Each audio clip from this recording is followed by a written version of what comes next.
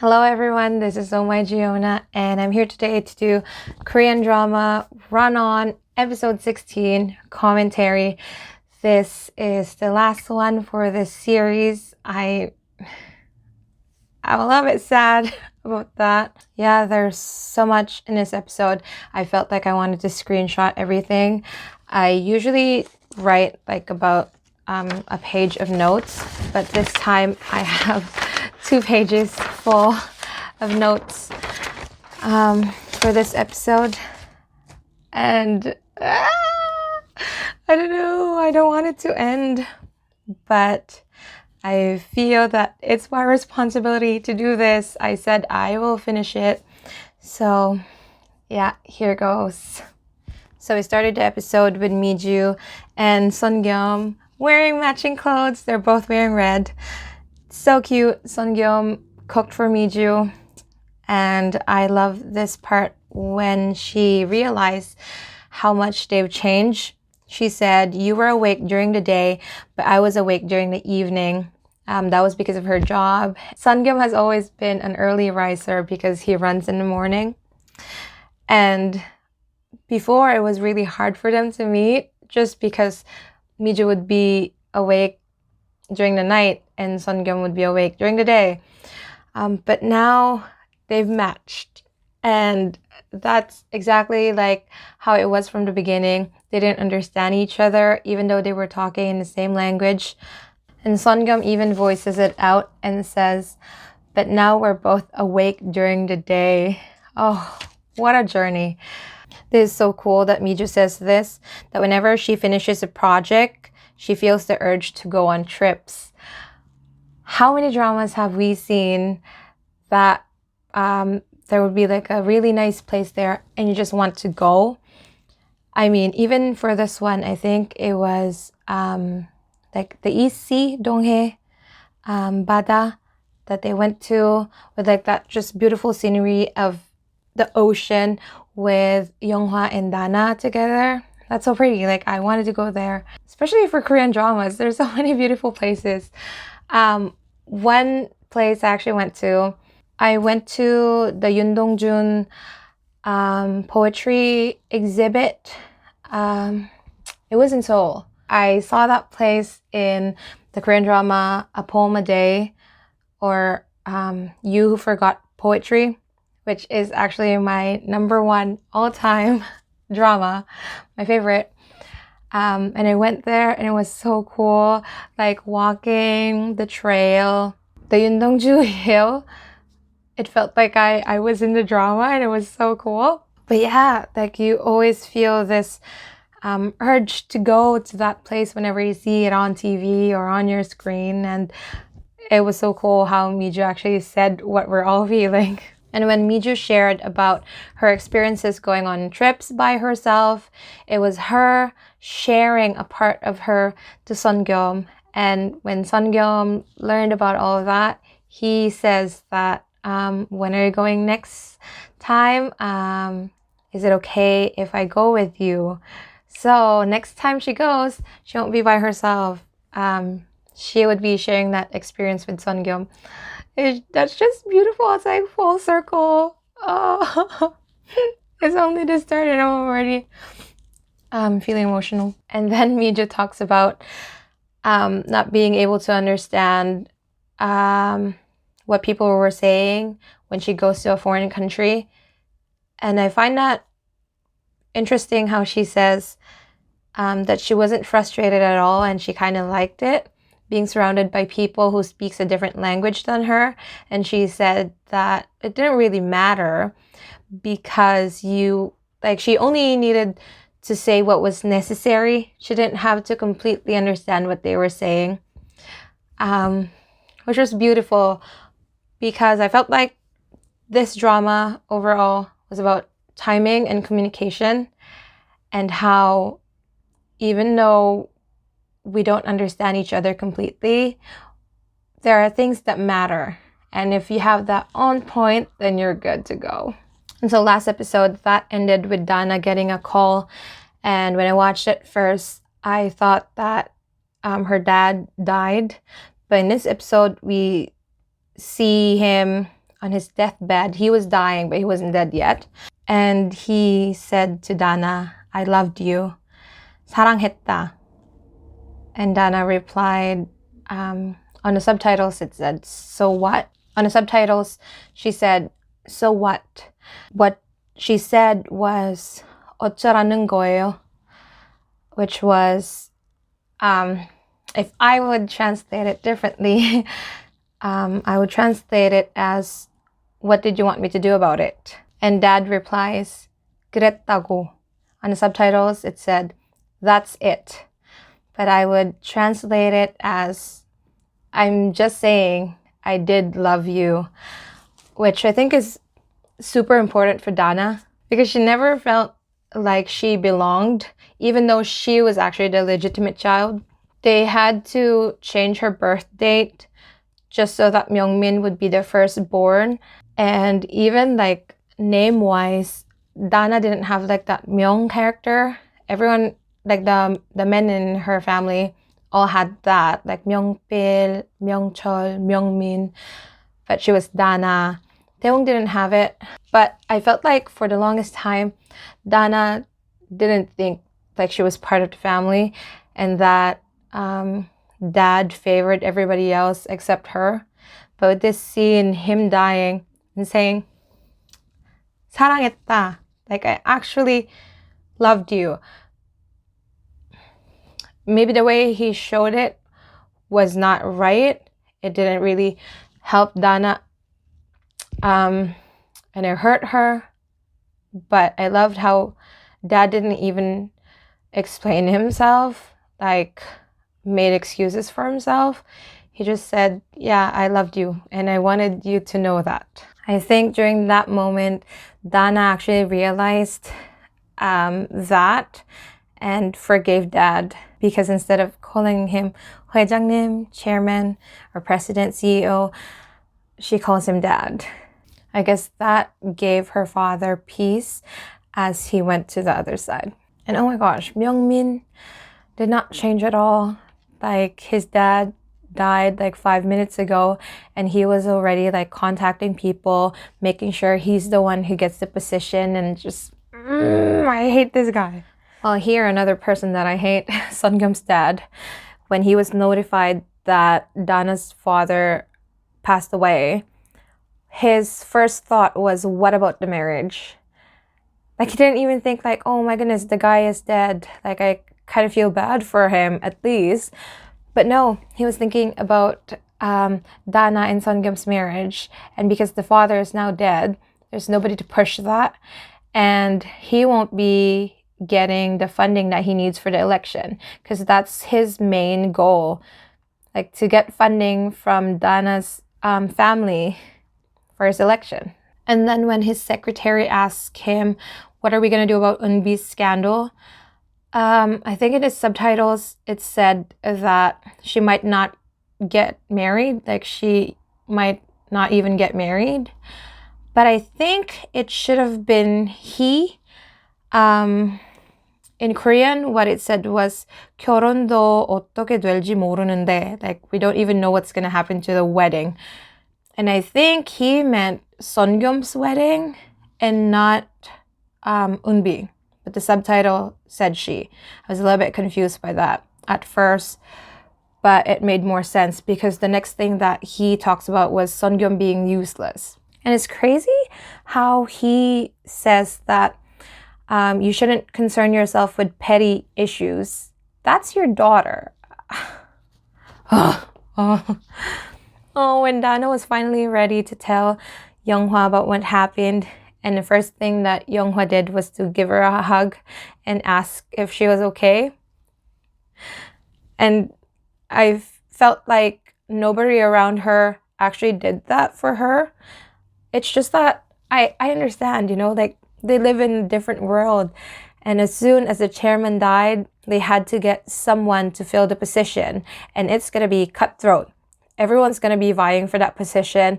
There's Myungmin, Dana, probably somebody else in the company would want that position. And it would just be very busy. She said there's no time to grieve even. And there's this part when she said that she realized that it seemed like all this time she was just waiting for her father to die. And that's a crazy realization. For these people who are super rich, someone always has to be the president, like the highest position, and everyone wants that, right? And instead of them just being a family and caring for each other, they're always thinking about, okay, that's gonna be mine, like that position's gonna be mine. And even her, she's been thinking that. Even the way she addressed him, it's always been 회장님 instead of father. And it was sad how she realized that that's gonna probably happen to her as well. Like, let's say she would have children and they would all be like fighting each other to get like the position and just waiting for her to die. Like, that's just sad. I mean, we've seen this kind of story in dramas, but I've never thought of it that way. It feels like a waste of time. And here, dad's secretary, Sungyum's dad's secretary, actually retired. He couldn't stomach what was going on. And it was revealed that their dad actually started a scandal. That's just gross. How could you do that to your own daughter? It's like he even planned that, like the meeting, like getting Eunbi there to play, just so there would be like pictures. If I was him, like the secretary, I would quit too. Like, I would not want to be around that kind of person and helping him to get a position. Like, no. And yes, he's known Sungyum and Eunbi for a long time.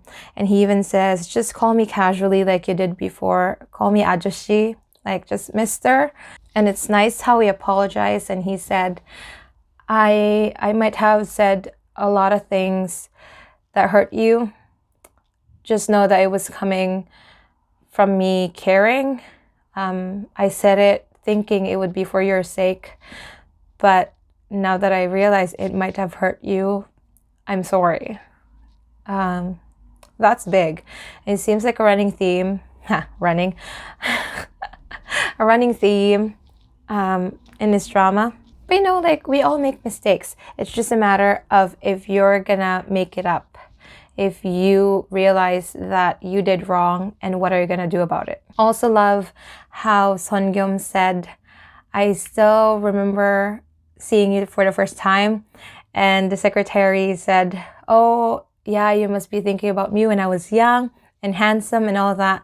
But it wasn't his looks that Sungyum remembered, but it was his intention of wanting to become a righteous politician. And that must have hurt him, you know, hearing that from someone, thinking about who you were and what you wanted to become, and then seeing yourself like this, becoming the person you didn't want to become. And we're back to Miju and Sungyum, because Sungyum wanted to talk to Miju because he was looking for comfort. And she makes him japchae, that's his favorite food. And just by looking at that japchae, it looks bland. That's not how it was supposed to look. I mean, I'm not a good cook, but I know just by looking that one didn't taste good.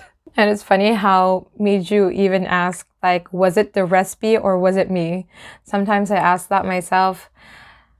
Because I would try something online, like I would have the recipe, I would follow it perfectly, but it still wouldn't taste good.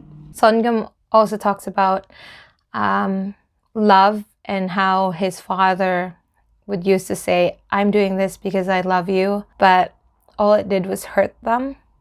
It's crazy how different our ideas of love is. Like, sometimes we think that we're doing this because we love the person, but we fail to realize that what we're doing is actually hurting them. And yes, sometimes all we need is a hug, which Miju gives Sungyum and tells him this is what family does. And that's crazy because Miju was orphaned from when she was younger. And technically she didn't have a family, but she's the one being a family to Sungyum. Then Sungyum finally telling their mother what's going on. I love how he says, I'm going to tell mom. He uses the word 이르다, like 엄마한테 이를게, something like that, which is more like I'm gonna tattle. I'm gonna tell her. And it's so cute. I really love this scene of Yuk Ji-woo getting the call from Son Gyeom, realizing what happened, and her deciding, because she was gonna go to the US for a Hollywood audition, and even her manager says, this is once in a lifetime opportunity. You have to go. Like, what are you saying you're not going? And she's like, you know what? I've neglected my kids so many times, and in exchange, I got so many awards, but this time I just can't do that. And her line, the subtitles said, I'll go back to being an actor tomorrow. I felt like the Korean had more of an impact. She just says, 내일 할게 배우. I'll do it tomorrow. Being an actor. So cool. She's so cool. I love her. And this is what I'm talking about. You make mistakes. She did all her mistakes, and now she's realized that's wrong. And when it counts, she's there. And mom going in there, just slapping him in the face. Oh, that felt so good. I was so happy. Finally. But of course, dad, like the first thing he asked was, did father-in-law know about this? Because he was worried about the funding for his election, and like, it's crazy. And she even asked him, I at least thought you married me because you loved me. I guess not. And here we realize that Yuk Ji-woo is, she's always been rich, seeing how her dad still has influence, that her husband needed him so he could proceed with the election. And we know that Son Gyeom's father used to be an athlete, but now he's turned into a politician, you know. I'm just thinking that he didn't have a lot of wealth before, and then he married into this family. It just breaks my heart, because I know Yuk Ji-woo actually loves him. And here May says, I told my mom to stop making too much kimchi. But she actually said, I told mom to stop doing kimjang. Kimjang is when a family gathers, I believe during the winter, and they make tons of kimchi, like enough kimchi for the whole year. So it's true, they're making a lot of kimchi, but she said kimjang, which is when you make kimchi, and usually all together. I've always wondered why May has kind of like a foreign sounding name. In Hangul, it would be Mei, so May. And now we know why that's her name. Seems like there was a misunderstanding. Her name was supposed to be Mei, but then dad registered it as Mei. That's just funny. It fits her character. Very quirky. Oh, in this moment, when Miju said, I always believed that I was alone in this world. I'm gonna cry. And May told her that you don't have to be registered in a family for you to be actually family. You don't have to share blood to be family, which is true, because sometimes you have people that you know that feel like family, even though you're not related by blood. Just like Miju and May. And it just reminded me, of course I'm going to talk about One Piece. I haven't talked about One Piece for a long time now, so indulge me. With Nami growing up with a stepmom, well, an adoptive mother and an adoptive sister, and they all don't share, like they're not related by blood, but they all live together. And they also fought about that. Like, Nami was frustrated at one point, and she even said, like, we're not even family and all that. But by the end of that flashback, Belmer, her adoptive mother, showed just how they are family even though they're not related by blood, and it's heartbreaking. And there's also a part there when a character thought she would be alone, and then another character told her no one was born in this world to be alone. So yeah, if you're feeling like you're alone, just wait, it'll come. The people who would sail in your ship with you will come. Doesn't matter how many years it would take, but they will come. Might be 20 years, might be 50 years. One Piece fans would get the reference. Yejun was talking about Yonghwa stapling his canvases when he's thinking, when he has something that worries him. And here we see just how many canvases he did, which means he's been thinking a lot. And I love how the conclusion he got to was taking the painting and bringing it over to Dana. And oh, this whole scene, Yonghwa giving her the painting and her saying, oh, okay, so this is how I would receive it. And they were talking about, but it's your heart and you're just giving it to me.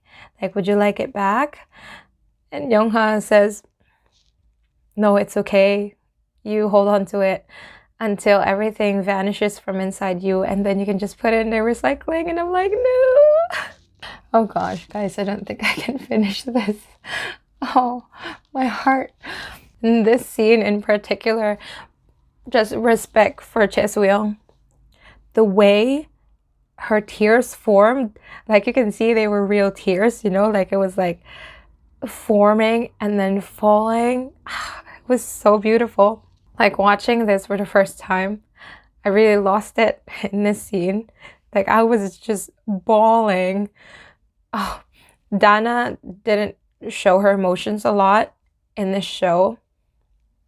And to see her just burst into tears, literally, like broke my heart. And I was reading comments about it on Naver, and someone said it perfectly. Why we feel this way was because in the drama, everything was piling up, like Dana's emotion, her frustrations, her worries, and all that. And we were feeling that, the piling of emotions. And when she finally burst into tears, we did too. Like, yes, that's exactly how I feel. And good job to Yonghwa as well for holding it in. We know how much of a crybaby Yonghwa is, but he held it in until he got back to Sungyeom.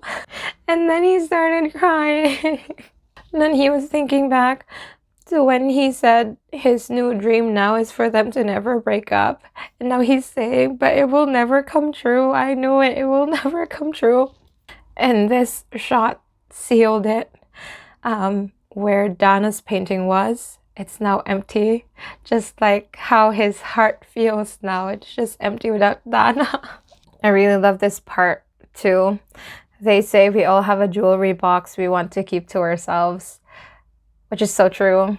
I have one. It's not a jewelry box, it's a box.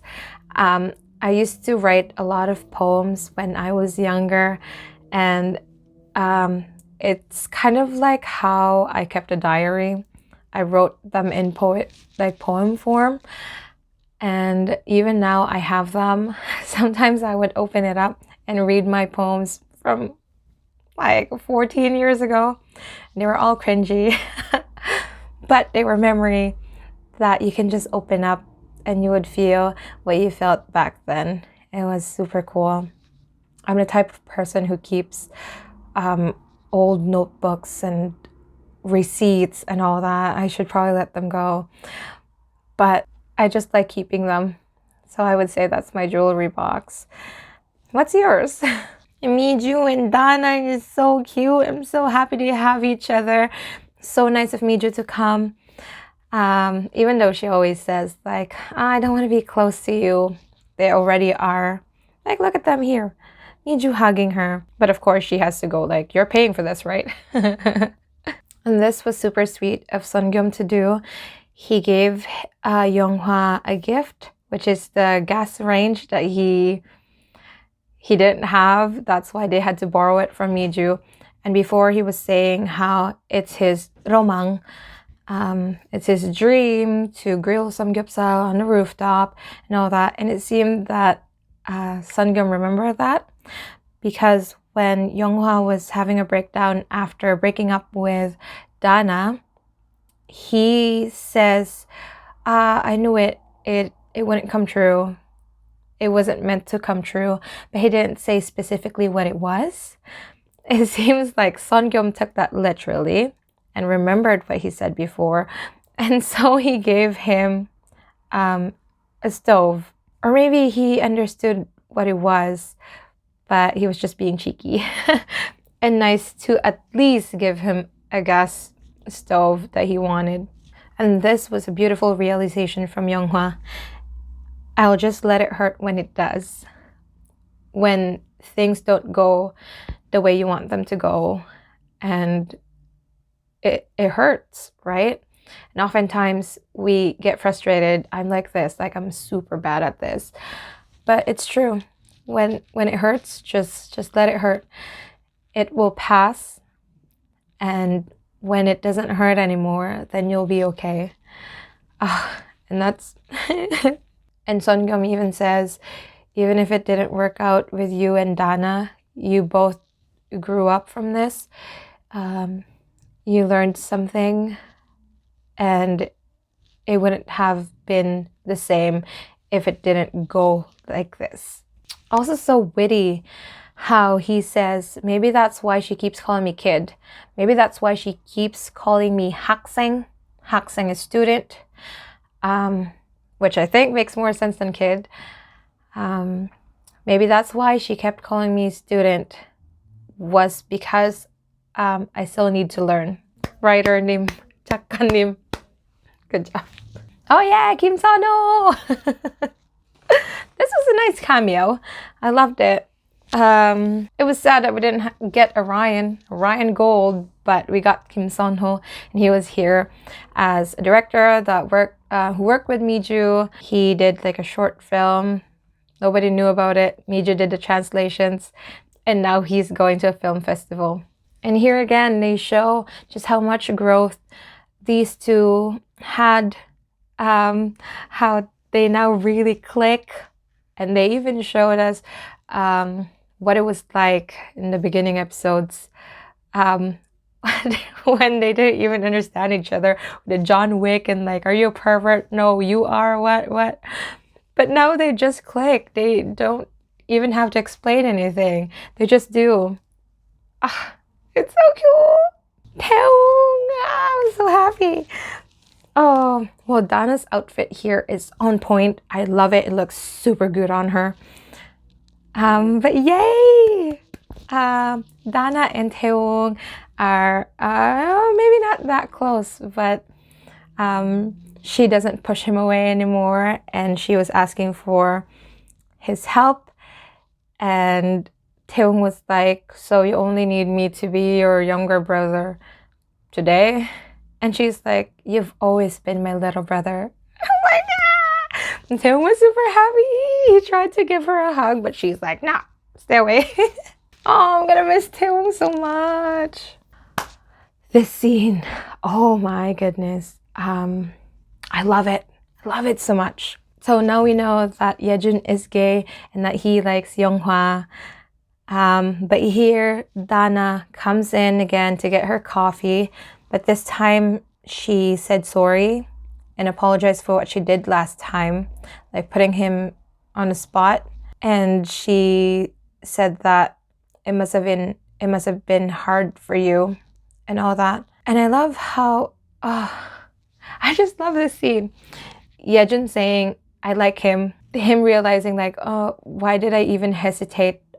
All I had to do was say, yes, I like him. It wasn't even that weird. And he even says, you were the first person to even ask that, acknowledging what he's feeling. Love how Dana apologized for, because I've been thinking about this too, how she lied about being gay just so she could avoid the marriage that her family's been putting her to do. And she apologized and said, I'm so sorry. It seems like I took it lightly when it's a lifetime of worries for you. like Yejun has been thinking about this for so long. He probably felt like he was wrong for liking his best friend, who's also a guy. It's just beautiful, like the acceptance, the acknowledgement. And it seems like because of what Dana said, Yejun felt like I don't have to be ashamed about what I'm feeling. This is normal. Liking someone is normal. Like, it doesn't matter if you're a guy and you like another guy, if you're a girl, if you like another girl, it doesn't matter. It's normal. You're just liking someone. And I feel like that made him decide to finally say it to Younghwa. And this is him confessing and telling Younghwa, "You're my first love." And remember how they were talking about Younghwa's painting and how do you know if you're done? And Younghwa said, when it feels like it's done, that's when it's completed. And Yejun brings it back here, like he feels like he's done, he's completed it, liking Younghwa. So now he's saying it, "You're my first love." And then Younghwa was crying. He's like, "No, don't say that it has been completed, because it has to be reciprocated for it to be complete." And he was crying and like gave him a hug. Thank you, Younghwa, for doing that. It means so much to Yejun that he didn't like freak out, like, "Oh, what, man, you like me?" and all that. He accepted him for who he is, even gave him a hug, and felt for his pain, because Younghwa has been there, you know. He knew what Yejun was feeling, and so he felt bad and just gave him a hug. And here we see Taewoong just casually messaging Dana. I love it. Means that their relationship is finally like they're brothers and sisters. And it seems like he's still doing, he's still an idol, which is super nice, because I was worried before when the scandal came out that he's an illegitimate child. And I was scared that he wouldn't be able to continue being an idol anymore. But like here, he says they won. And I'm so happy he gets to do the thing that he loves. And he's close to Dana now. Funny, Dana still has his name as a Soja too, like second bastard. I really like this scene with Dad. I just noticed now that the pictures in his office were of his family, but all in like individual pictures of Eunbi, Sungyum, Yukju, and then him. It's not a family picture. It was like he's showing them off for what kind of profession they have, and he was only proud of that. Yeah, I never realized how they didn't have an actual family photo, because they are a family. And he was putting them all down. And then lastly, his picture. And I felt like that meant he realized that he couldn't do it without them, kind of thing. I always like it when the villains are left alone at the end of the drama. I felt like that's the best torture for them, more than them dying or going to jail. I mean, going to jail would be nice too, because they actually get to pay for what they did. But loneliness hits hard, like you lost everyone. And I think that's just another level of pain that is very nice to see for the villains. And here it seems that Yejun and Yechun's mom was trying to compensate, because she felt guilty for giving birth to them early, or getting divorced, and she felt bad, and she tried to compensate it, but she was being, I would say, overprotective. Like with Yechan, she didn't want her to do boxing, and she was mad because Yejun is gay and all that, but they reconciled. And I love how they said it. Yejun said that everyone is different. He's different. Mom is different from other parents. And it's okay. Being different doesn't mean that you're wrong. And oh, I love how that applies to both of them. A mom saying, "That's right. Like, I love how the dialogue was made so that it won't be they won't be saying it out loud kind of thing. Like they both understand it. Like we as a viewers know that they understood what was going on. It's just beautiful how the writer did this. Like, oh my gosh. 작가님, thank you so much. And this also was super sweet for Kim Sun-ho. Like his cameo here, like the director guy, he even sent a picture to Miju.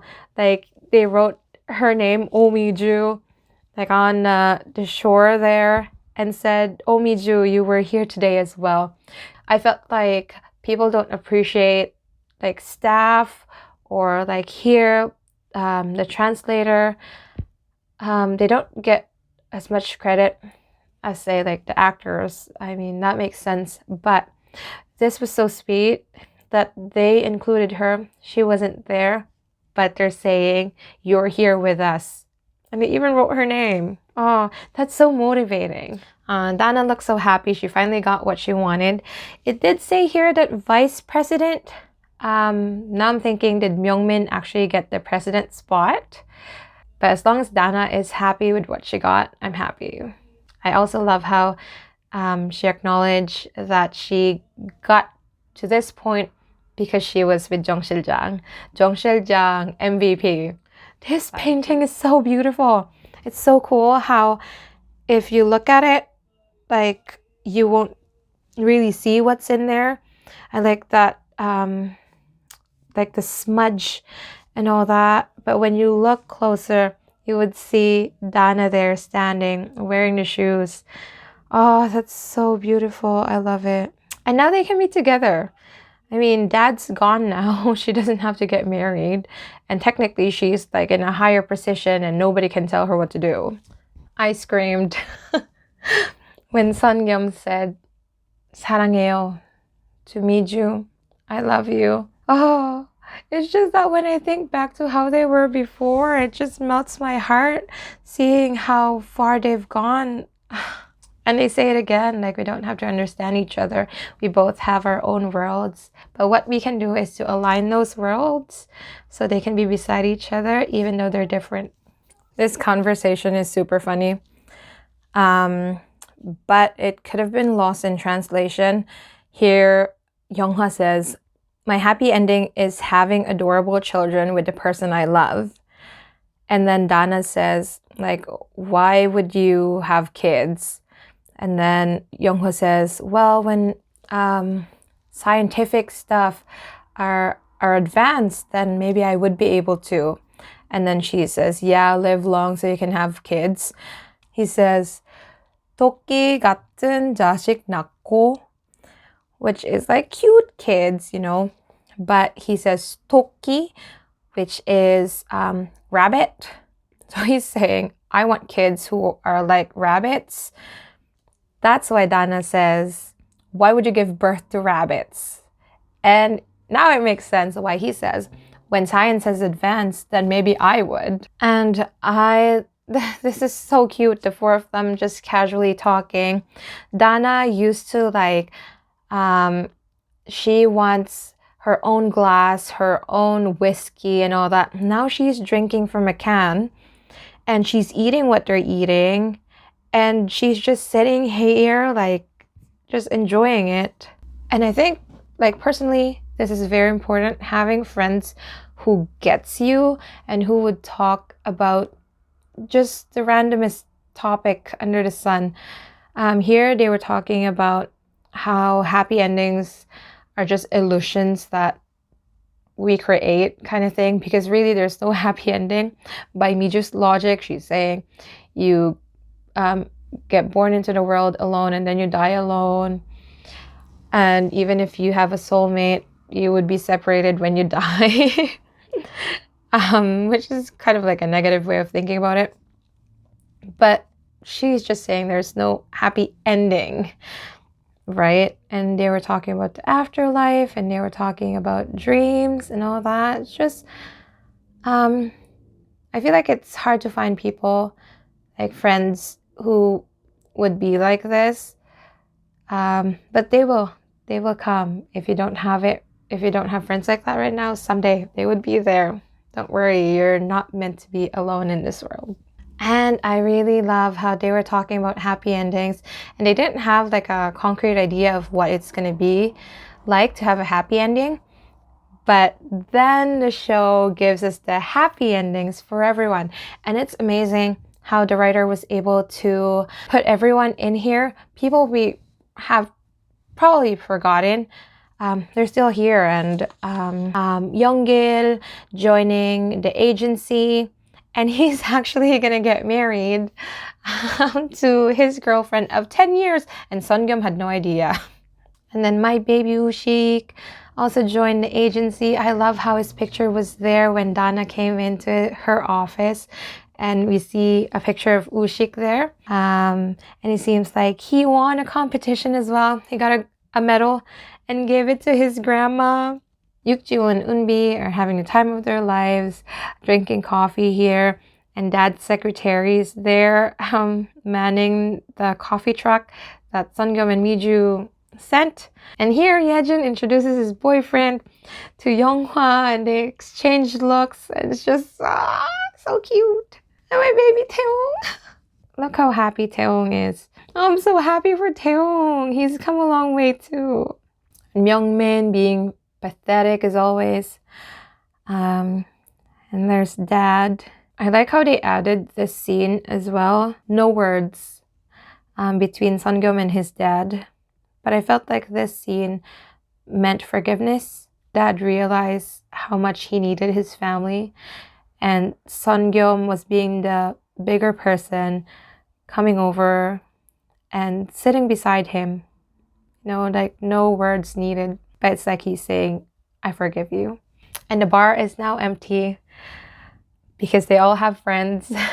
But I really love this cameo. I was surprised when he first came out. And it seems like Dad reconciled with Mom. I don't know what to feel about that. But maybe because a lot of time has passed, I could forgive it. And this last scene of them in a movie theater, with faces that we know and recognize, and this final shot is just so beautiful. How they showed us the credits, because usually they would show like the behind the scenes footage, like pictures from that, and it would take up the whole screen, and then the credits would go like at the bottom of the page. Really hard for us to see, but this time they did like the pictures over here and then the credits here, so we can actually see. That's a big part of this show as well, like appreciating everyone, the staff, drivers, translators, everyone who made this show possible. We can actually see their names clearly. It was just beautiful. And then the final shot was the whole team, actors, staff, everyone who created this drama. And then the final translation there was the name of the translator of this episode. It's brilliant. I read a comment that said, it's beautiful how we started this show with running. Remember the first episode, Miju and Sungyum were running. They were in different places, but they were both running. That's Sungyum. And now we end it with a movie. That's Miju, and just so pretty. So that's Run On, episode 16. I guess this is the end of my video commentaries for this drama. I've waited for this drama to come out ever since it got announced. I love Shin Se-kyung. She's one of my favorite actresses ever. I really liked the synopsis when it came out, and I really felt for the character, her being a translator, me trying to do fan subs. I wouldn't really call myself a translator just because I didn't do it professionally, but it was kind of like a hobby and just practicing Korean. But just reading that description of her character made me want to watch the show. I didn't know what I was expecting when I started this. I just knew that I love Shin Se-kyung. I'm really bad with like, I start a drama and then I drop it even when it's good. So I was kind of scared that I would do the same for this drama. But here we are, we finished it. It was so good. I can't even think of something that I don't like about it. Maybe because it just ended and I'm still filled with emotions and my love for this show. First of all, the dialogue, how it transformed from how it was in the beginning. It's just so witty. It's kind of sad that a lot of it gets lost in translation. I tried my best to point them out, but I really encourage, if you love Korean dramas and you watch it a lot, to learn the language. It just feels so much different when you hear the joke and you get it right away, because no matter what we do, there's still like that language barrier, and it won't perfectly be relayed. So it's kind of nice to know the language itself.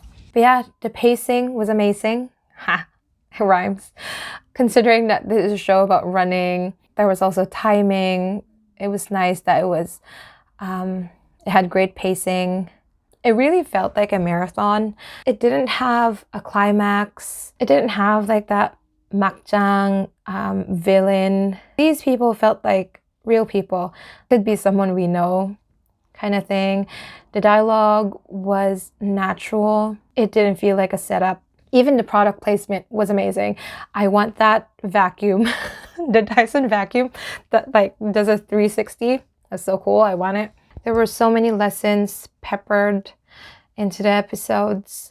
But yeah, this is one of the rare dramas that was good from beginning to end. I'm so grateful for all the people who made this drama possible. For me personally, this helped me keep my channel alive. This was actually what made me go back to YouTube and actually do this, especially right now, like with the pandemic and how we can't go meet friends. I was looking for something to keep me going. It's just funny how it was a show that's called Run On. It helped me keep going, and I'm just so grateful overall. And to you as well watching this, thank you very much. I hope you like it. And I don't know what drama I'm going to be watching after this, but I'll try to do like reviews and commentaries and alternate translations and all that. So yeah, I just want to say I love you, Shin Se-kyung. Shin Se-kyung 언니 진짜 너무 이쁘고 연기도 잘해요. 너무 사랑해요, 언니, 진짜로. But yeah, that's all for me today. Thank you for watching. And Run On, you're gonna stay in my heart for a long, long time. Stay safe, you guys. Bye.